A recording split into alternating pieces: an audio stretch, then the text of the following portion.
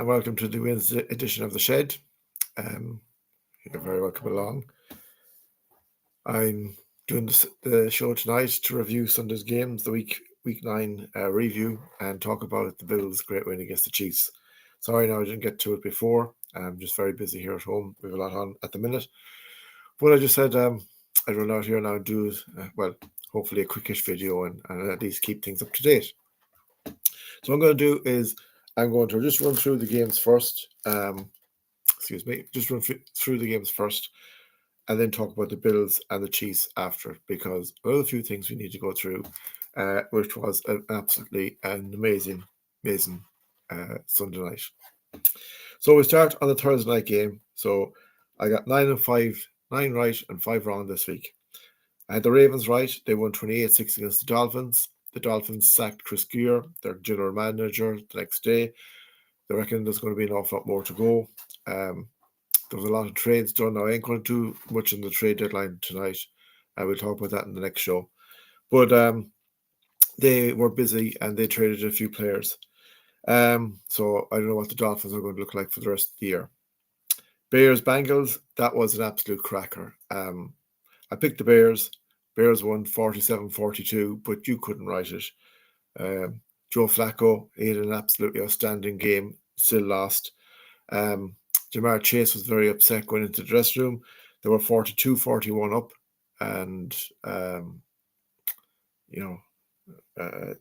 think he wanted one more stop, and it didn't happen. And it was pretty watery now tackling. I have to be honest about it. That was done when Loveland got the touchdown from Caleb Williams. Like, he had to run nearly 30-40 yards, and the tackles that were made no more pathetic. But anyway, well done, Bears. Bengals, I think it's next year. Vikings Lions. Now, this was a shocker because JJ McCarthy came back for the Vikings and he looked absolutely amazing. The Detroit Lions, I watched some of it in Red Zone, and they never seemed to get into the game. And they lost 24-27. I picked the Lions in this game, and I was right to pick them at the start, but when you see how the Vikings played, they're not gone out of this division yet. Out of the divisional race now, or the playoff race. If they can get a run of form and play like that again, with Jefferson and Addison and JJ McCarthy, they can do work, but time will tell. JJ McCarthy's played 3 games. One, he looked brilliant for 1 quarter. The other, he looked rubbish altogether. And last weekend, he played very, very well. So hopefully it's the page turn for JJ McCarthy. Then we had the Carolina Panthers at the Green Bay Packers. I picked the Packers. Anyone would pick the Packers. Even though the Carolina Panthers were doing all right, they had won 3 before they played us, but we washed them out. I thought the Packers might beat them well. I wouldn't say wash them out because I don't think Jordan Love has really got going this year. But I definitely wouldn't have said they'd have lost. Fair play to Bryce Young and co. Deservedly won the game 16-13. I mean deservedly. And a lot of questions now about the Packers. They did the Broncos at the Texans. I did pick the Texans in this battle of the defenses just because they were at home. And they were winning all the way up until the last few minutes. And the Broncos kicked a field goal and won it 18-15. They're 7-2. They're nicely ahead in their division. And if they get 1 or 2 wins against the Chargers and the Chiefs, I think they'll be winning this division.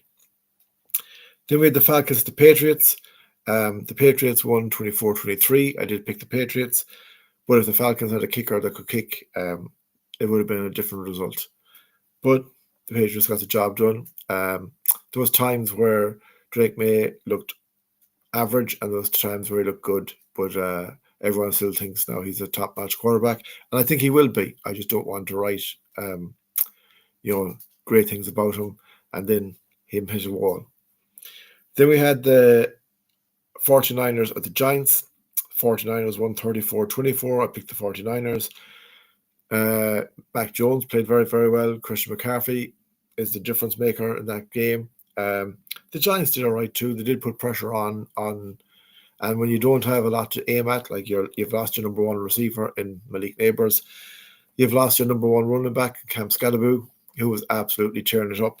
And, Jackson Dart is playing well for what he has to throw to. So they did put up a fight, but the 49ers got the job done. Then we had kind of the first big shock of the weekend. Well, I call it a shock. Colts at the Steelers. I picked the Colts to win this. They were 7-1. They were doing nothing wrong. Their run game was awesome. Something happened because they didn't do a lot of it this weekend. Steelers deservedly won 27-20. They were further ahead. It was the touchdown at the end just made the score look more respectable. But Steelers defense did turn up, and Mac Jones got an awful pounding. And I hope, I'm a Bills fan, I want the Bills to win, but I hope for Mac Jones and the Colts, what happened last weekend isn't a sign of things to come, because their offensive line didn't stop anything. They were like a sieve, and Mac Jones got hobbled.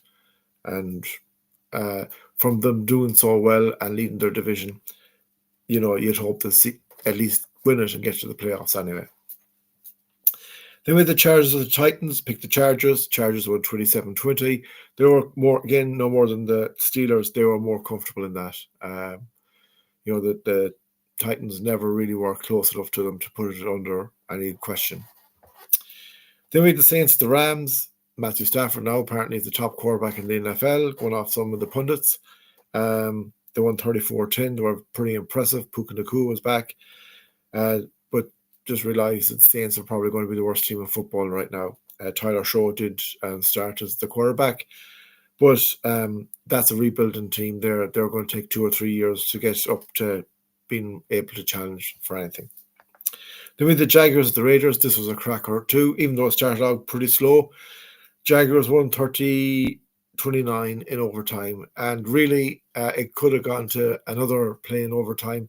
The Raiders did get the touchdown, and then they decided to go for 2 to win it, and Geno Smith passed it. Well, he didn't pass it, but it batted down, and the Jaguars won 30-29. Still not impressed with Trevor Lawrence, and I'm sorry, he just doesn't do it for me. Chiefs, Bills, I will talk about in a few minutes. Monday night, Seahawks, Commanders, Sam Darnold, wow. He was 16 out of 16 in the first half. He was awesome.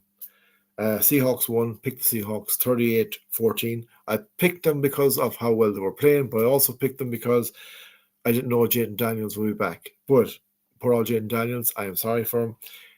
He got badly hurt in the fourth quarter. A lot of people are questioning Dan Quinn, why he let him play in the game when they were so far behind.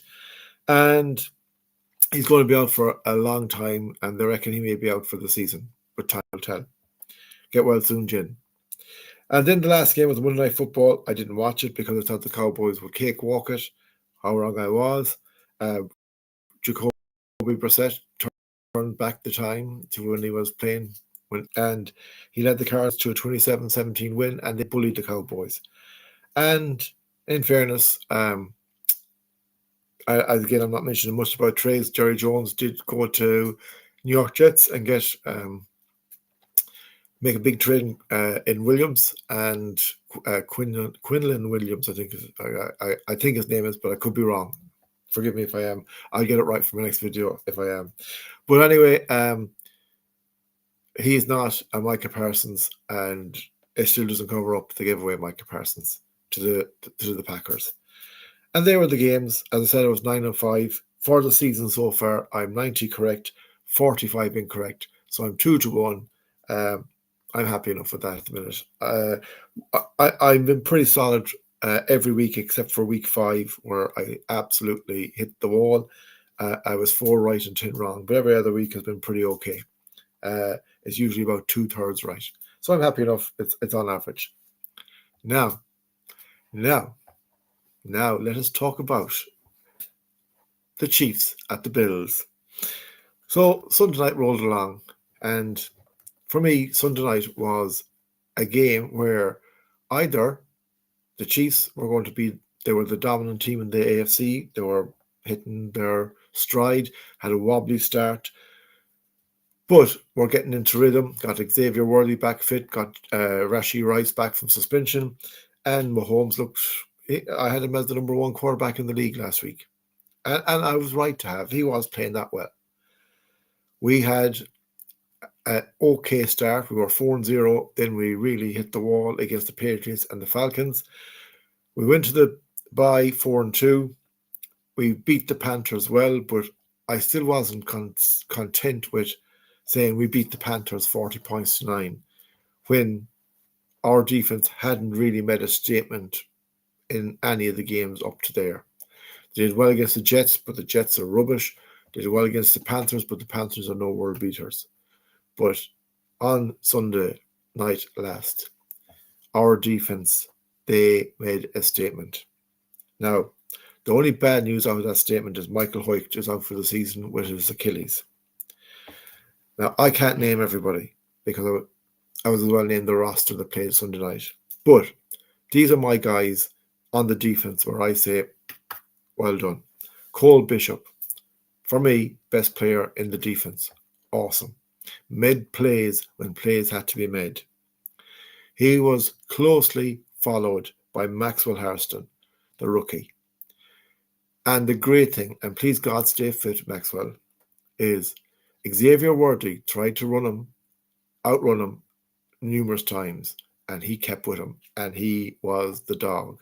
He got the interception off Mahomes, and he was absolutely outstanding. And that is what our secondary was missing, and we have that cover now where if you can keep up with Xavier Worthy, you can keep up with everybody else in the NFL, and we have that. And that was awesome. And Cole Bishop, you really stood up Sunday night. Well done. Next shout out, AJ Epinesa. Absolutely an animal. He mauled Mahomes twice. And his all-round play was absolutely brilliant. And he's really stepped up the last two games, and it's brilliant to see. Joey Bosa, again, on Mahomes all night. This is why they got Joey Bosa. This is what I wanted to see from Joey Bosa. I want Joey Bosa fit for the rest of the season. And if he is and plays like that or close to it in every game, we're going to be hunting quarterbacks. And I mean hunting and getting to them because he was outstanding. Michael Hoyt sadly got injured, but he was himself and Greg Rousseau, they got a sack on Mahomes. He was playing brilliant too. He is going to be a loss, but we're going to have to find a way to bring in a replacement, either from the practice squad or someone on the team is going to have to step up and fill his shoes. But the man tore his Achilles. He wouldn't leave the sideline. He stayed there till the end of the game. 100% respect for the man. Well done, Michael Hoyt. Greg Rousseau, as I said, he was part of a sack with Michael Hoyt. Again, he was brilliant. And Christian Brentford, he got a sack of Mahomes. Now, I could keep naming defenders, but for me, these were my guys that stood up and stood out and really, really, really were absolutely out of this world on Sunday night. And I'm going to expand on that in a few minutes, but I'm going to move to the offense first. Now, these are in no particular order, but most of them are, people will know why I'm starting with Josh Allen. Josh Allen, I had him at number 9 in my quarterback rating, and I love Josh Allen last week. But Josh Allen proved he's MVP, and why he was MVP, because he came up against the best player in the league last Sunday night in Mahomes, and he made Mahomes look like an average Joe Soap. And let me give you Mahomes' numbers first. So Mahomes' quarterback rating was 44.1%.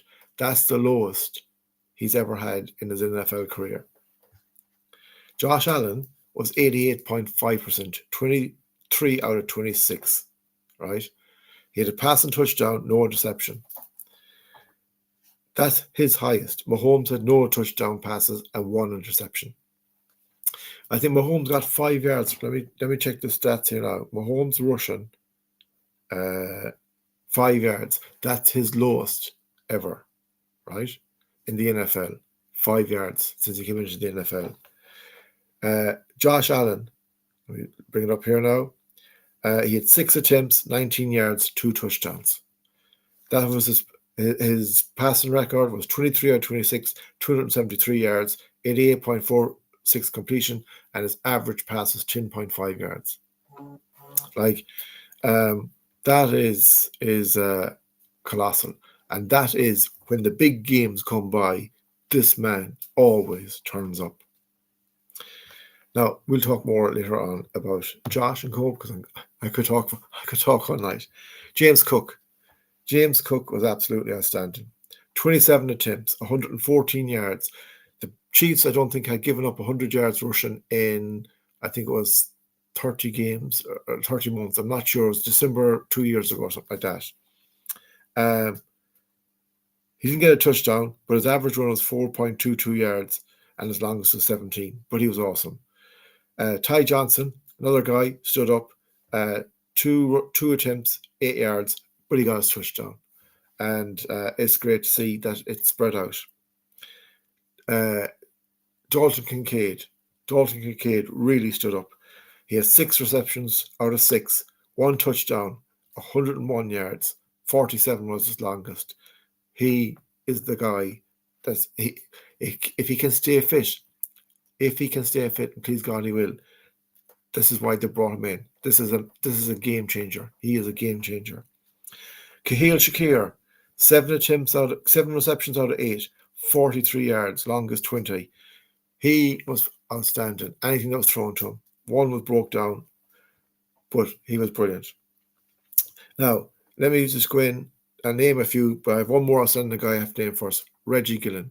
Reggie Gillen was absolutely amazing and has been all year. He's a quiet man that just does his job. He does the dirty work. He does the hard work. He does the pushing. He does the shoving. And he does what he has to do when he's given the ball. And he had an absolutely outstanding game Sunday night as well. They would be my outstanding 5 or 6 guys that were in the offense on Sunday night. But I also want to say that Dawson Knox, 1 catch, 30 yards out of 1. Brilliant. Elijah Moore, 1 catch, 28 yards out of 1. Brilliant. Jackson Hawes, 1 out of 2, 18 yards. Keon Coleman, 2 out of 2, 17 yards. Ty Johnson again, 2 out of 2, 12 yards. James Cook, 1 out of 1, 11. Shavers, 1 out of 1, 7. And Curtis Samuels, 1 out of 1, 6. My point of giving you all those numbers there is we dropped 1, 2 passes. That's what we dropped. 6 out of 6, 7 out of 8, 1 out of 1, 1 out of 1, 1 out of 2, 2 out of 2, 2 out of 2, 1 out of 1, 1 out of 1, and 1 out of 1. That's it. 2 passes is all we dropped. That's how we should be playing. And this is our marker and this is our start. The only concern I have from last Sunday night, and he is not our kicker fully, but he's our kicker so far this season, Matt Prater. He should have nailed that field goal at the end. Because look, if he is our field goal kicker for the rest of the year, good luck to the lad, and I will support him, and I am supporting him. I'm not giving that much about him. But my point of it being is we will go into playoff games where he will be needed because you're not going to walk every playoff game, and them kicks will be vital. And that kick Sunday night would have killed the game off. Now, I will be honest, I didn't feel like that we were in any bother because our defense was playing so well on Sunday night. But you don't want to give Mahomes in any other game an opportunity to come back. So when you get a chance to bury it, get the ball between the posts. He's doing okay. He's doing a good job. He's come in and made important kicks for us and kicked them. But Sunday night cannot happen again.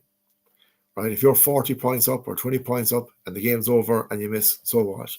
But when it's on the line, you get that ball between the posts. Whether it's you or Tyler Bass. But Matt Prater right now is our kicker, so he's the guy that got to do it. So that is how Sunday night went as player stats and players themselves. What did I think of it? I think it was a statement win. I think it was a statement win because after last year's defeat in the regular season, all you heard was the Chiefs coming out Next time we get them in the playoffs. Next time Mahomes came out and said it, Moore came out and said it, we get you in the playoffs.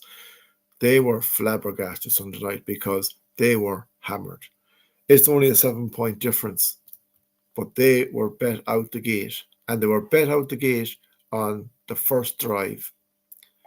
And that, for me, shows that we have the chance to win this Super Bowl, a real chance.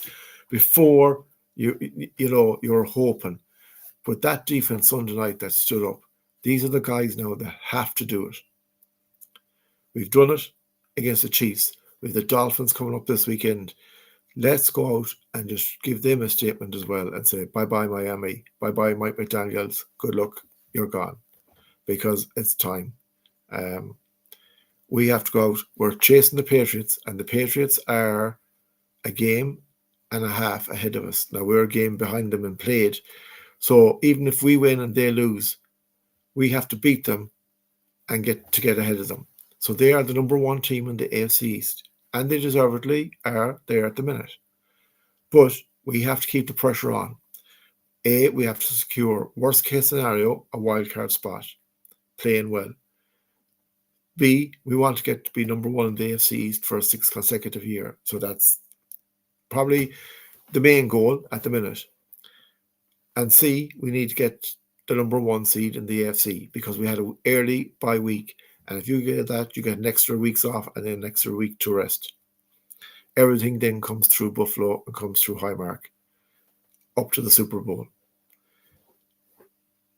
Am I more relaxed now about our team from 3 weeks ago after the Falcons or 4 weeks ago after the Falcons? Yes.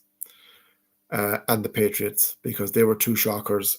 I was, worried. Our defense wasn't showing up. It showed up against the Panthers, but you could always say, well, they're the Panthers. It showed up against the best team in the NFL on form over a number of weeks last weekend, and it made them look ordinary. You did not hear Mahomes going, we'll get them next time, because he was got, and he knows he'll be got again. I feel different about this performance to other years because you go, after the game, we beat the Chiefs. Oh, yeah, great. Celebrate it. And then you go, I'm nervous because we have to play them again. You know you're as good as them, but you still have that nerve and that little sinking feeling in your gut that you've walked into the wall so many times, you're just going to walk into it again. After Sunday night, I can't wait to play them again. It's different. This team spoke volumes Sunday night. Allen led his offense. The defense turned up. Our special teams turned up. I know we missed the field goal, but other plays, they turned up. And are we the best team in the NFL right now? Probably not. And I'm not saying we are. But we are the Chiefs masters right now. And now is the time to go and get to the playoffs first. I don't count any chickens ever. You do not look past Miami this weekend. And we'll talk about Miami hopefully before the weekend. But we got to keep the pressure on now. And everyone has to keep everyone accountable for. No mistakes, no mess-ups. There was a few times Sunday night where I thought Sean McDermott might have made the wrong call, taking the timeout. But when you look back and you hear pundits talk back about it in other podcasts, he was 100% right in everything he did. And respect to Sean McDermott, Bobby Babich, Joe Brady, and all their coaches because they got it right Sunday night. The Chiefs for me is our Super Bowl. Since I became a Bills fan, that's the team you set yourself up and you weigh yourself against what they're like. Sunday night, and it's not being cocky, bullish, or whatever, because I know everyone says, you beat them in the regular season again, blah, blah, blah, blah, blah. And the playoffs coming, right? Sunday night was a statement. The refs didn't buy the Chiefs crap. Now, they did get a wrong call, and, but the Bills have had multiple wrong calls in that AFC Championship game last year that really were more costly than that Chiefs call last Sunday night. And I have no pity. And I seen one of the guys on Fox do a video where he was on about how, the Chiefs, moaning about the call. He goes, the Chiefs dynasty was built on referees giving them calls. Now, it was tongue in cheek, he said it in, but there was some truth to it. But you also cannot disrespect the Chiefs because Mahomes, Kelsey, and Co have been in so many Super Bowls, have won Super Bowls, and deservedly so. Last January, they got the rub of the green against us, and when they went to the Super Bowl, they did get their comeuppance, and I have no pity for them because they shouldn't have been there. But that's not to take anything away from them that they're not a brilliant team. And up to last weekend, they were one of the form teams in the NFL, and they were kind of scary when it came to play. But we played them, and we beat them, and we deservedly beat them, and we sent them a message. And it's not a message, oh, we can do this again to ye if we want. It's we will do this to ye again. Bring it on. And that's the message I like. That's the message I want. We have to go out now this weekend. We play the Dolphins in Miami, and we're going to squish the fish. Has to be done. But until then, we enjoy this moment. Let tomorrow, Thursday, start setting yourself up for the Dolphins. I know the players are already getting ready for them, but as a fan, and then put this moment in the back pocket and keep it for a memory forever and roll it on and bring it on. It's been a roller coaster of a season so far in different ways. Last year, yes, there was losses, but there was a more balance to the team in the offense side and a real shortage on the defensive side to make big plays. But there were above average defense. This year, we put our money in or put our picks into getting the defense, and we got it. On paper, it hadn't delivered up to 2 weeks ago in a consistent way. And 2 weeks ago, it delivered. Last Sunday night, it delivered. We have to keep delivering. But it was brilliant. And, we all want to win the Super Bowl, but I want to play the best teams and beat the best teams. And we beat one of the best teams Sunday night. And that is like a Super Bowl in itself to me. There's no trophy out of it. But for that moment, you lived it and you enjoyed it. And that's what football is about. But anyway, folks, that is me now. I'd better shut up because I could keep going on about it, and I don't want to be saying things that are repeating myself or getting too excited or whatever. So I cut it at that. It was a great win. Congratulations to our Bills, our players, our coaches, our management. We did nothing in the trade window. That's the only thing I'll talk about ourselves in this. Am I disappointed? I don't know. I trust Bean. I trust McDermott. If there was guys out there that could have been got, I would have liked to seen a wide receiver, but then Sunday night, Elijah Moore made a big play. Our Titans were making big plays. Josh Palmer has to come back. Keon Coleman looked a bit better. Hopefully he'll keep improving. Kahil Shakir is Kahil Shakir, and he is awesome. But do we need that? Now, then with Michael Hoyt's injury, did we need someone in the defensive line? That was another question. And there was a few guys that were up there for trades that maybe we could have got as well, but it didn't happen. So we go what we have. We'll support what we have, and we'll enjoy the moment with what we have. So I cannot say, my friends, will I do a video tomorrow night because there's a lot going on here at the minute. But hopefully before the weekend, I'll do the weekend's preview, and we'll talk about the games and the Bills and Dolphins before then. Thank you very much for watching. Until our next video, as always, stay safe, stay happy, go Bills.